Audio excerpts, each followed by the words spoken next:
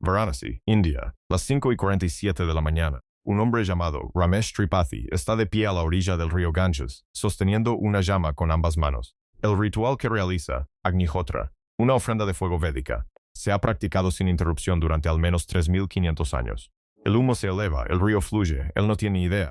3 semanas antes, en la Facultad de Medicina de Harvard en Boston, un equipo de genetistas acababa de publicar los resultados del mayor estudio de ADN, antiguo jamás realizado en el sur de Asia. 523 individuos, genomas que se remontaban a 8.000 años atrás. Y oculto entre esos datos había algo que nadie en esa sala había buscado. Algo que habría sido imposible de explicar a Ramesh Tripathi, de pie junto al río, entre el humo. Posee más ADN de las estepas rusas de la Edad de Bronce que la mayoría de los rusos étnicos. Dejemos que eso se asimile por un segundo. El estudio fue dirigido por el Dr. Vagish Narasimhan en el laboratorio Reich de la Facultad de Medicina de Harvard. Su equipo descubrió lo siguiente: la ascendencia de los pastores de la estepa, la antigua huella genética que la ciencia ha asociado durante mucho tiempo con las praderas del sur de Rusia, se concentra en el Asia meridional moderna, de forma desproporcionada en las comunidades de casta superior, en particular en los grupos brahmánicos. El haplogrupo específico del cromosoma YR1AZ93, que rastrea la migración a la estepa, aparecen entre el 40 y el 72% de los linajes masculinos brahmánicos analizados. El promedio de la población rusa para la categoría R1A, más amplia, se sitúa en el 46%, incluso sin tener en cuenta la variación regional que lo reduce significativamente en gran parte del país. El hombre que realiza un ritual en el Ganges tiene una mayor concentración de la huella genética que todos llaman rusa, que la mayoría de los rusos. Y aquí viene la parte de la que nadie habla. Su linaje paterno no comienza en Varanasi. Comienza en una estepa que nunca ha visto un monzón, en un túmulo funerario, en lo que hoy es el Oblast de Chelyabinsk, en Rusia, hace 4.000 años. Si alguna vez te has preguntado de dónde viene la humanidad, no la historia familiar, ni la versión de los libros de texto, sino la verdadera respuesta biológica que subyace a ambas, suscríbete, porque lo que este episodio te mostrará va más allá de lo que la mayoría está dispuesta a explorar. Lo primero que debemos desmantelar es la premisa del ADN ruso, porque resulta que Rusia no es la fuente, sino la estación repetidora, y quienes recibieron la señal con mayor claridad, quienes la conservaron en mayor concentración, no lo hicieron por razones geográficas, lo hicieron debido a la arquitectura social. Esa arquitectura sigue en pie. Todo lo contrario de lo que cabría esperar. Esa es la única forma honesta de describir dónde comienza realmente esta historia. Imagínese el Bajo Volga. No hoy. Hace 6.500 años, una estepa llana que se extendía en todas direcciones. Sin ciudades, sin escritura, sin monumentos que hayan sobrevivido. En algún lugar de ese vacío, unos pocos miles de personas vivían de una manera que, con el tiempo, moldearía el perfil genético de aproximadamente la mitad del planeta. Y jamás lo sabrían, porque nadie en el año 4500 ahí sí había inventado el concepto de registrar su identidad. No supimos de la existencia de estas personas hasta febrero de 2025. Fue entonces cuando el Dr. Yosif Lasalidis, en colaboración con el profesor David Reich de la Facultad de Medicina de Harvard y el profesor Ron Pinhasi de la Universidad de Viena, publicó los resultados de un análisis de ADN antiguo que abarcaba a 435 individuos de toda Eurasia, desde el 6400 hasta el 2000 A. Sí, lo que descubrieron fue una población que nunca antes se había descrito. La denominaron Grupo del Cáucaso Bajo Volga, CLV, por sus siglas en inglés. Se trataba de personas que vivían entre las estribaciones septentrionales de las montañas del Cáucaso y el curso inferior del río Volga, entre el 4500 y el 3500 A. Sí, y aquí porque eso es importante. Los Yamnaya, los pastores de la Edad del Bronce a quienes la arqueogenética ha señalado durante una década como el origen de la gran migración europea, derivaron aproximadamente el 80% de su ascendencia de este grupo CLV. El 80%.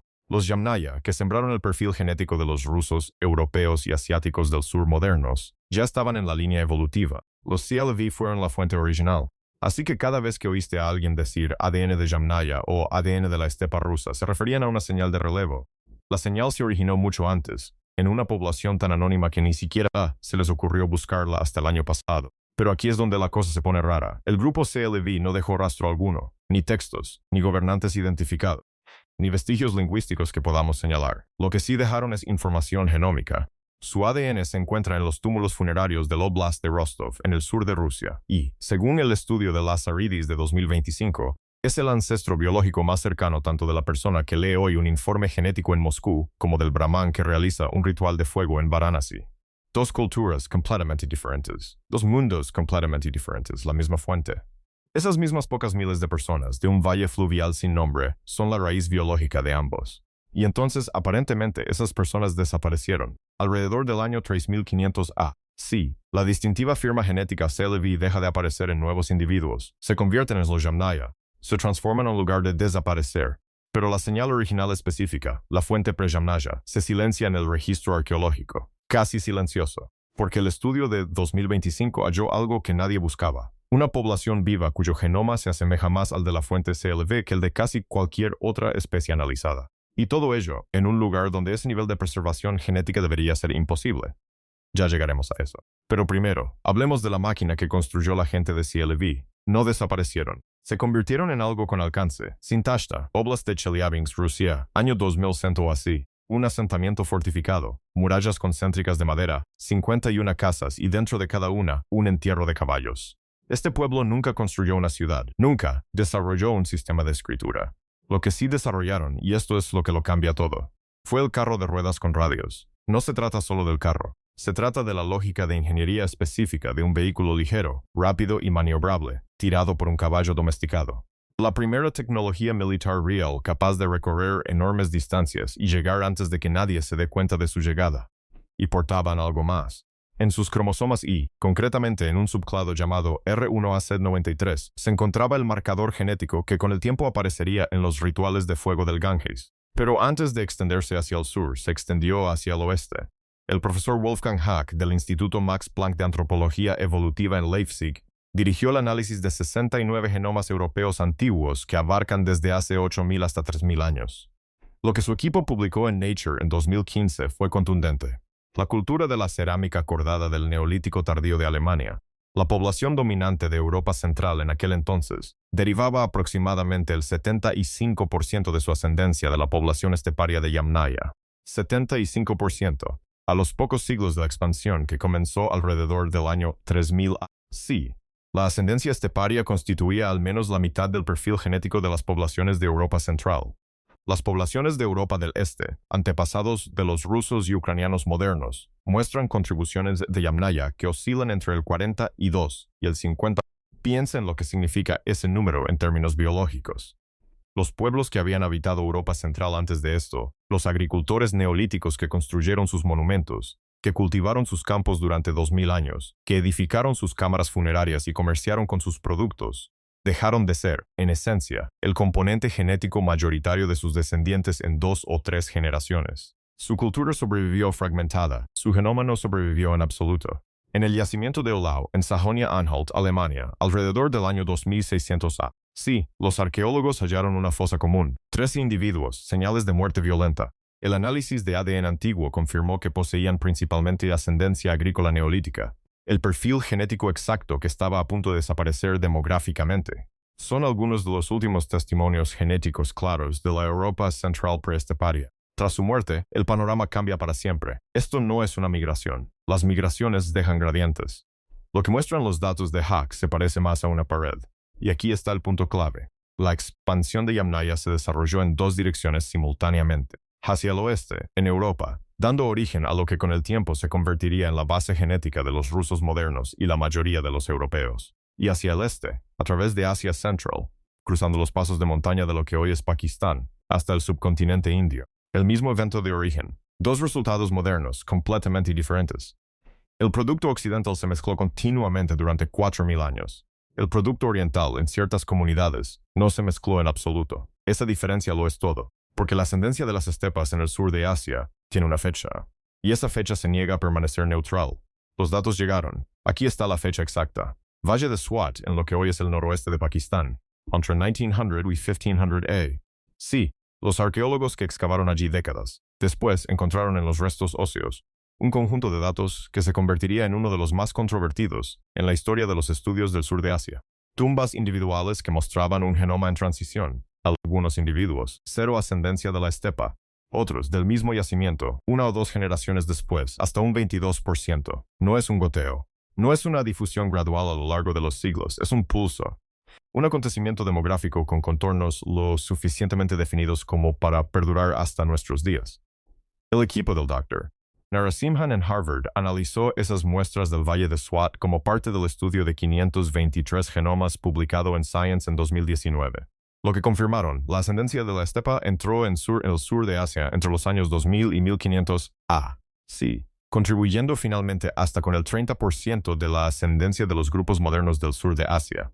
Y este es el hallazgo que el campo tuvo que asimilar. El perfil genómico de esta ascendencia de la estepa en el sur de Asia es idéntico al perfil encontrado en la Europa del Este de la Edad del Bronce en el mismo periodo. No similar, idéntico, la cultura de la cerámica cordada en Alemania, la cultura sintashta en Rusia, y la población que llegó al Valle de Swat, la misma señal. 3 ubicaciones. Un evento migratorio que se dividió en la estepa y llegó a 2 continentes con pocos siglos de diferencia.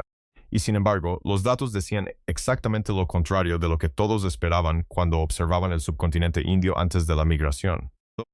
Antes de aproximadamente el año 2000 A. Sí, la civilización del Valle del Indo, una de las culturas urbanas más grandes de la historia de la humanidad, hogar de Mohenjo-Daro y Harappa, una civilización de aproximadamente 5 millones de personas en su apogeo, no mostró ascendencia esteparia en ninguna de las muestras analizadas, ni baja, ni siquiera niveles mínimos, 0. Entonces la civilización entra en decadencia. Entonces aparece la ascendencia de la estepa. La secuencia no está en discusión. El significado, si las migraciones contribuyeron al declive, si llegaron a un vacío preexistente o si fueron completamente independientes. Es un tema que sigue abierto, con sólidos argumentos que señalan los cambios climáticos y las modificaciones en los sistemas fluviales como los principales factores determinantes. La genética establece la secuencia, no la causalidad. Son 2 cosas distintas y quien afirme lo contrario va más allá de lo que muestran los datos. Lo que los datos sí muestran, sin ambigüedad, es lo siguiente. La persona que mejor representa al sur de Asia antes de la migración fue una mujer enterrada en Rakigarhi, Haryana, India, alrededor del año 2500 A. Sí, muestra antigua IAT7.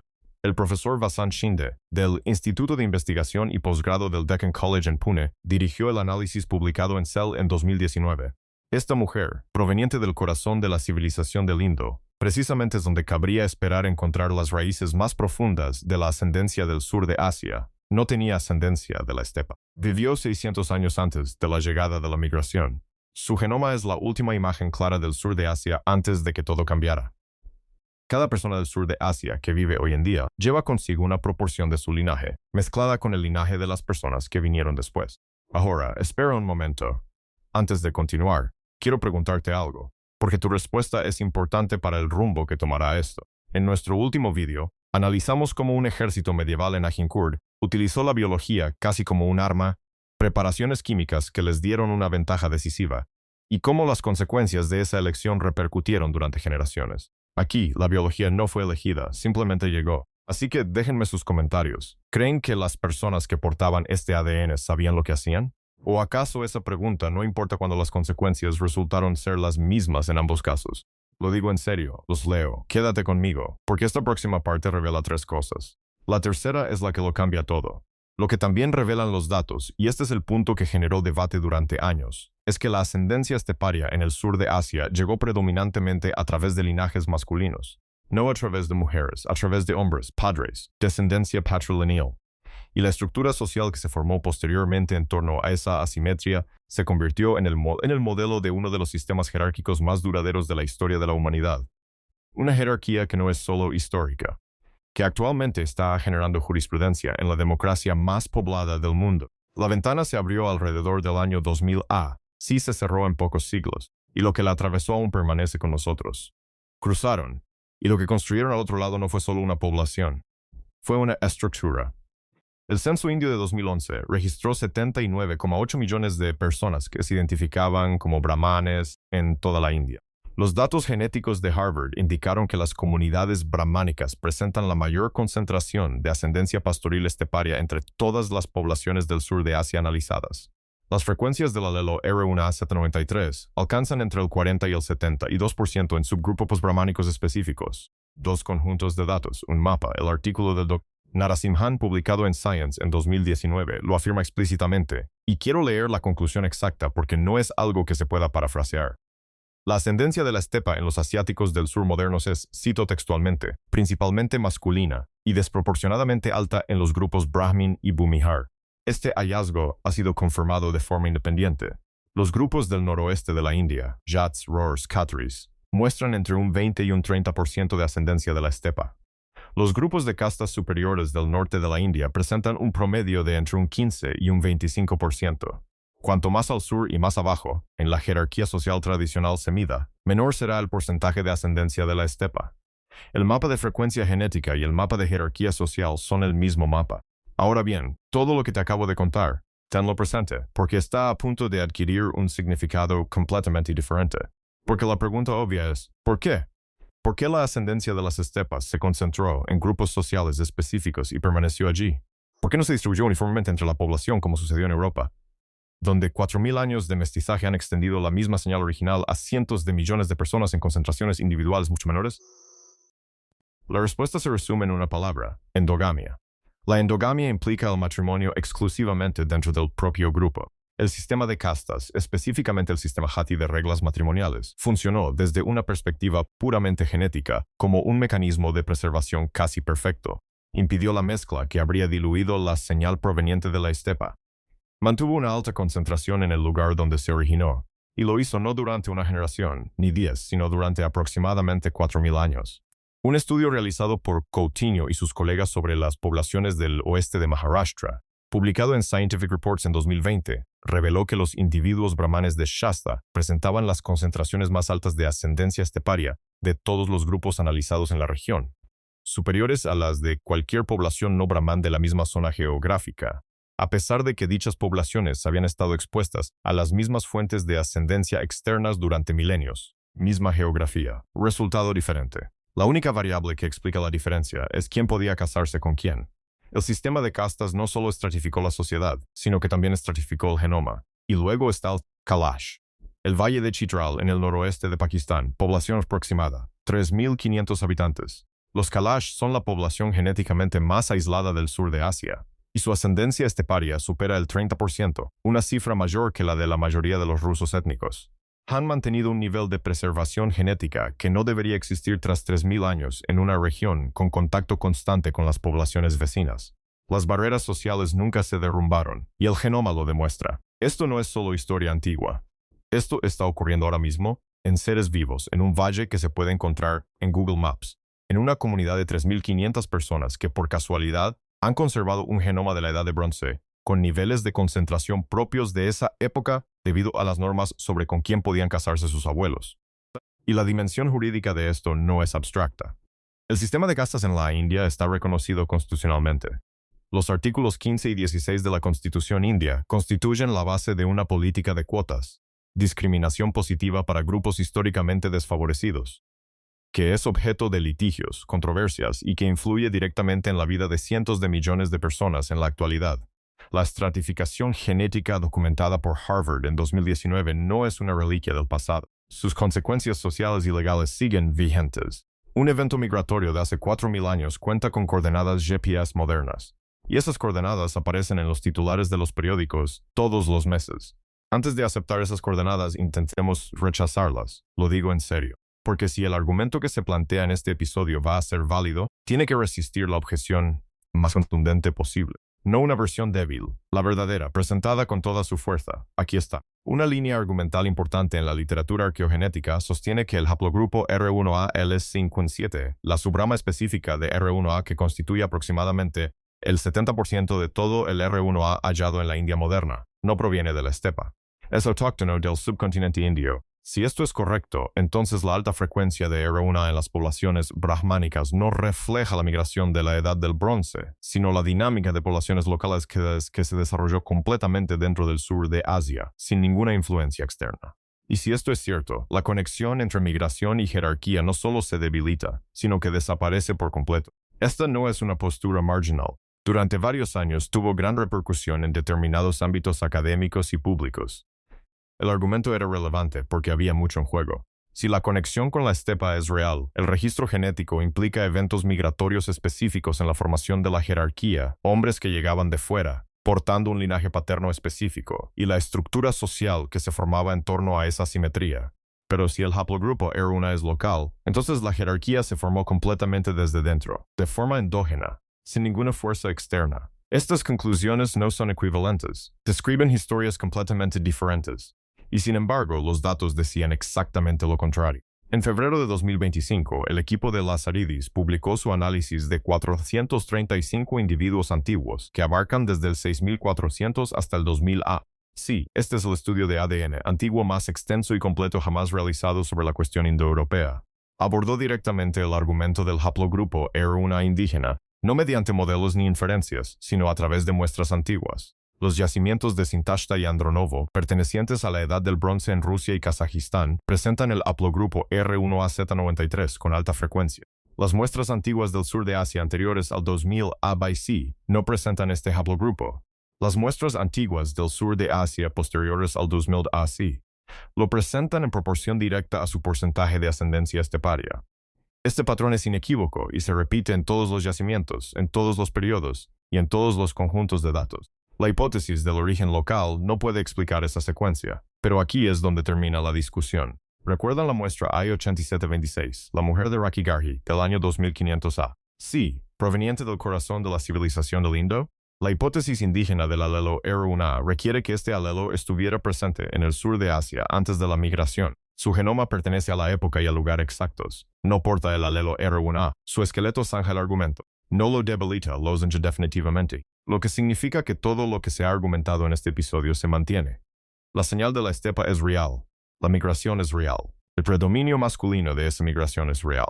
Y la correspondencia entre el mapa de frecuencias de la estepa y el mapa de jerarquía social no es una coincidencia ni un artefacto estadístico. Es un récord.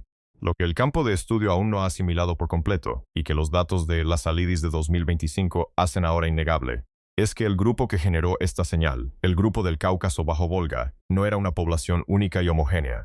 Ya eran una población mixta, una mezcla de ascendencia de cazadores-recolectores de Europa del Este y ascendencia neolítica del Cáucaso, combinadas en una proporción específica que nunca se ha encontrado en ningún otro lugar de ese periodo. Y dentro de ese conjunto, hay un componente que el estudio de 2025 identifica como la fuente de toda la difusión de las lenguas indoeuropeas, pero cuyos descendientes vivos aparecen en un lugar que, según ningún modelo razonable, debería haberlos conservado en esta concentración. Un linaje que el sector daba por sentado que estaba completamente diluido. Un fantasma viviente. Valle de Chitral, noroeste de Pakistán. Altitud, 1500 metros. Aquí viven 3500 personas. Se les conoce como los Kalash. Y si compararas su genoma con el de los 435 individuos antiguos del conjunto de datos Lazaridis 2025, encontrarías algo que te dejaría sin palabras. Su porcentaje de ascendencia esteparia supera el de la mayoría de los rusos étnicos, no ligeramente, significativamente. Las personas más cercanas a la fuente genética del Cáucaso bajo Volga, el archivo biológico más fidedigno de la población que dio origen a la mitad de las lenguas del mundo, no están en Moscú. Se encuentran en un valle de gran altitud en Pakistán, y han mantenido esa concentración no por casualidad, sino por 3000 años de imposición social. 3000 años de normas sobre con quién se puede contraer matrimonio, y el genoma se mantuvo. El estudio de Narasimhan confirmó el mismo patrón a gran escala. Múltiples análisis genéticos poblacionales independientes, contrastados con el conjunto de datos ADER, base de datos de referencia de arqueogenómica antigua, muestran que grupos específicos del sur de Asia presentan porcentajes de ascendencia autosómica esteparia y frecuencias del cromosoma IRA1AZ93 que superan las cifras promedio de los rusos modernos. La explicación es sencilla y devastadora. Los rusos se mezclaron. 4000 años de contacto con poblaciones de cazadores-recolectores de Europa del Este, linajes siberianos y grupos relacionados con los Urales diluyeron la señal. Se distribuyó, se extendió por una vasta área geográfica con una menor concentración individual. Eso es lo que sucede con una señal genética en una población con fronteras sociales abiertas. Se difunde. Los Kalash no se dispersaron. Ciertos linajes brahmánicos no se dispersaron. Las barreras sociales se mantuvieron. Y dentro de esas barreras, la influencia de la estepa permaneció concentrada como en la Edad de Bronce. Lo que esto significa para el título del video, científicos analizaron el ADN de los rusos en todas las razas. Es que el título era una pregunta. Y la respuesta es, el grupo con la mayor concentración medida de lo que todos llaman ADN de la estepa rusa son hombres que realizan rituales de fuego que se han practicado ininterrumpidamente desde antes de la existencia del Imperio Romano. Aquí está el punto de inflexión de todo este episodio, expresado con la mayor claridad posible. Los hombres con la mayor concentración de ADN de la estepa en la Tierra hoy en día no son rusos. Son sacerdotes brahmanes del norte de la India y pastores Kalash del norte de Pakistán. y el sistema social que mantuvo su genoma lo suficientemente concentrado como para ser medido 4.000 años después se denomina, respectivamente, sistema de castas y endogamia de las tierras altas. La estepa no solo sembró una población, sembró una estructura de poder, y esa estructura de poder preservó esa semilla. Un estudio de poblaciones del oeste de Maharashtra, Coutinho y colaboradores, Scientific Reports 2020, comparó a individuos brahmanes de Shasta con todos los demás grupos poblacionales de la misma región. Los brahmanes mostraron la mayor ascendencia esteparia de todos los grupos analizados. La exposición geográfica de cada grupo en el estudio fue idéntica. Todos vivieron en la misma región durante milenios. La única variable que explica que un grupo mantenga una mayor concentración de ascendencia esteparia que los demás es la endogamia. 2.000 años de endogamia, registrada en el genoma con la precisión de un instrumento de laboratorio. Esto no es una metáfora sobre la ascendencia. Esto es una medida. Y los Yamnaya, a quienes todos señalan como el origen, ya eran una mezcla cuando todo comenzó. Ya eran 80% CLV, 20% de algo más, una mezcla que estaba en constante evolución, lo que significa que los brahmanes del norte de la India no descienden simplemente de los Yamnaya. Portan una señal que se remonta a través de los Yamnaya hasta una población más antigua y anónima que los Yamnaya, una población cuya existencia desconocíamos hasta un estudio publicado hace 14 meses. Pero esto es lo que revelan los datos de 2025 y que el sector aún está asimilando. Los Yamnaya no eran un solo pueblo, eran una mezcla, y dentro de esa mezcla dos linajes paternos diferentes, R1b Z2103 y R1a, ya seguían caminos distintos. R1b se dirigió al oeste, R1a se dirigió, y la razón por la que el subcontinente indio muestra R1a en frecuencias dominantes brahmánicas, mientras que Europa occidental muestra R1b en frecuencias celtas y vascas, es que una única población original se dividió a lo largo de una línea divisoria patrilineal, y las dos mitades de esa división construyeron civilizaciones completamente diferentes, en continentes distintos, y han pasado los últimos 3.000 años tratándose como extrañas. No lo son. 4.000 años es mucho tiempo para que un secreto se mantenga oculto, pero los genomas no están diseñados para guardar secretos. Están diseñados para replicarse, y lo que replican lleva consigo la memoria de cada cuello de botella, cada migración, cada barrera social o geográfica, que moldeó la población que la transmitió. El cuello de botella genético específico que determinó si algún ancestro de la estepa llegó al sur de Asia ha sido identificado por genetistas de poblaciones mediante un método estadístico que parte de genomas modernos, un valle, un paso de montaña, un estrecho corredor específico a través de la cordillera del Hindu Kush en lo que hoy es el noroeste de Pakistán. Casi con toda seguridad, el paso de Bolan o la región del paso de Khyber, los mismos corredores que todos los invasores posteriores del subcontinente usarían durante los siguientes 3.000 años, porque no hay otra ruta. El estudio de Narasimhan de 2019 identificó que de las 140 poblaciones del sur de Asia analizadas, algunas presentan un pico estadístico de ascendencia esteparia que las distingue de todas las demás. Estas poblaciones no se distribuyen aleatoriamente por el subcontinente, sino que se agrupan geográfica y socialmente. Casi todas están históricamente asociadas con las funciones sacerdotales de la religión védica primitiva, o bien son poblaciones que mantuvieron una estricta endogamia en entornos de gran altitud, lejos de las presiones de mezcla de las poblaciones de las tierras bajas. Un cuello de botella específico, un corredor, un invierno que un grupo de personas sobrevivió o no hace 4.000 años. Y el resultado de ese único momento es la razón por la que ciertas comunidades en la India hoy portan una señal genética en concentraciones que superan las de la población de origen.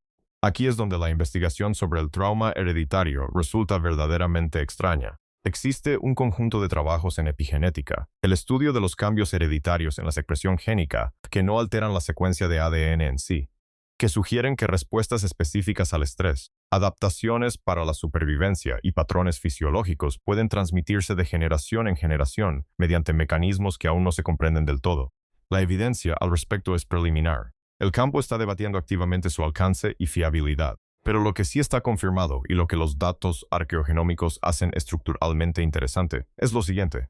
Las poblaciones que atravesaron los cuellos de botella genéticos más severos, los corredores más estrechos, los grupos fundadores más pequeños, muestran firmas medibles de esa estrechez en sus genomas modernos. Baja diversidad genética en regiones específicas, frecuencias elevadas de variantes fundadoras, huellas estadísticas de una población que estuvo a punto de no sobrevivir.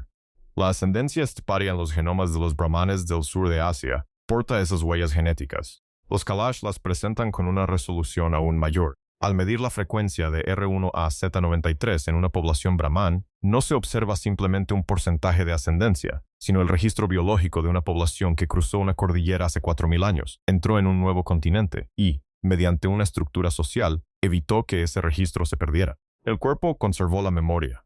La mente construyó el sistema que impidió que el cuerpo olvidara.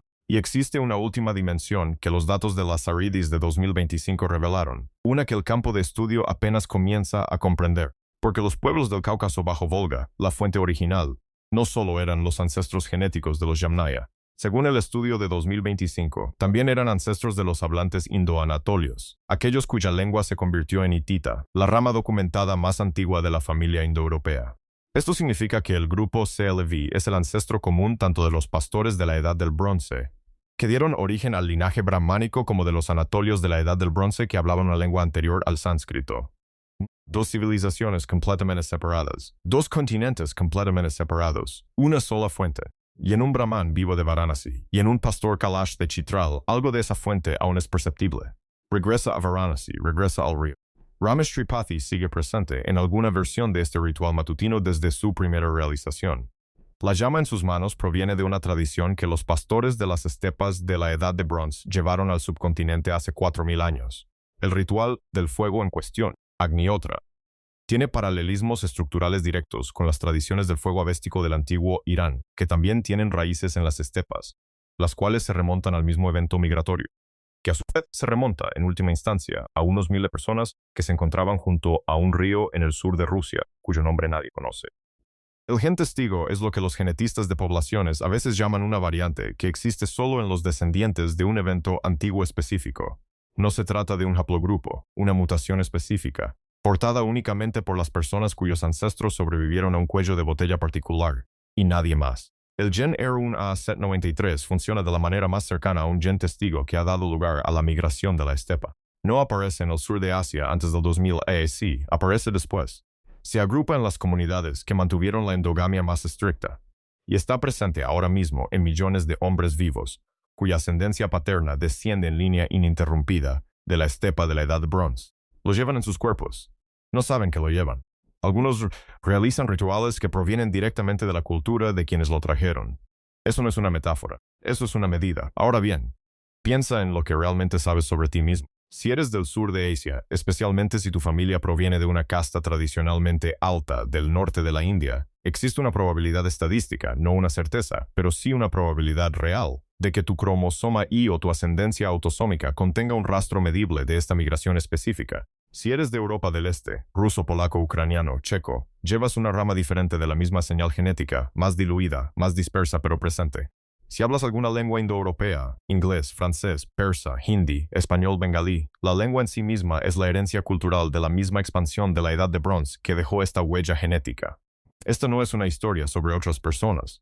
La pregunta que el estudio de las Aridis de 2025 deja abierta, que tal vez no tenga respuesta, es si la jerarquía social que preservó la señal de la estepa en el sur de Asia fue una construcción deliberada de los hombres con ascendencia de la estepa que llegaron a la región, o si surgió de la interacción entre las poblaciones entrantes y las existentes, o si fue algo completamente distinto.